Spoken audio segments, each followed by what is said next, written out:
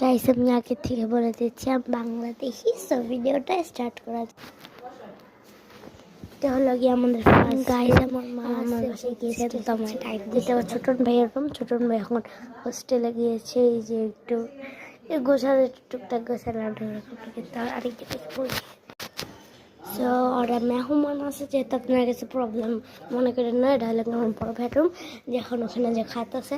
তো আমার এখন চেহারাটা আপনাদেরকে দেখাবো না, সো আমি দেখিয়ে দিলাম। এরকম বিল্লুর চেহারা দেখা যাবে না, যেখানে দেখাচ্ছি ওর জায়গাটা আমি দেখাতে পারবো না। নেক্সট রুমে চলে যাই। তো গাইজ এটা আমাদের আগলি রুম। তো এটা হলো আমার রুম। বিস্তারটা তো নষ্ট কে জানাচ্ছে, আমার টেবিল স্পেশাল, এখানে আমি পেকিং এসব মেক করি।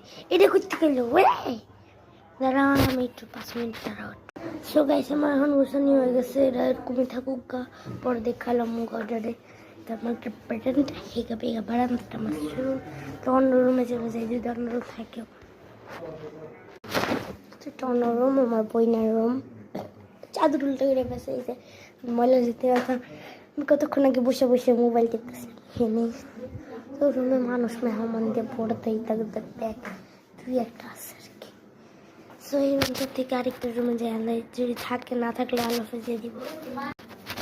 সো এটা আমার মায়ের রুম, মানে আমার মা বাবার রুম। সো একটা কথা আমি পরে বলবো, ওটা এখন বলবো না, আমি কষ্টজনক কথা।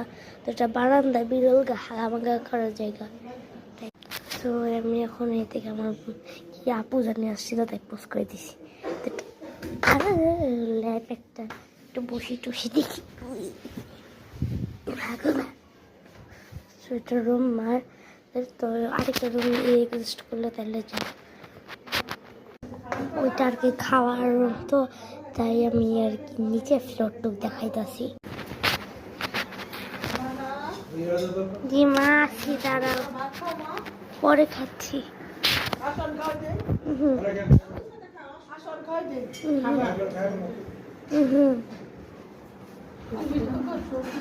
চাপো তো চাপ।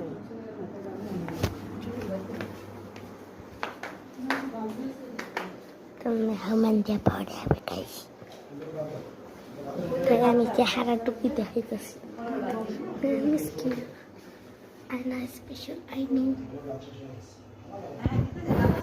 যারা চেহারা দেখছো তারা চেহারাটা।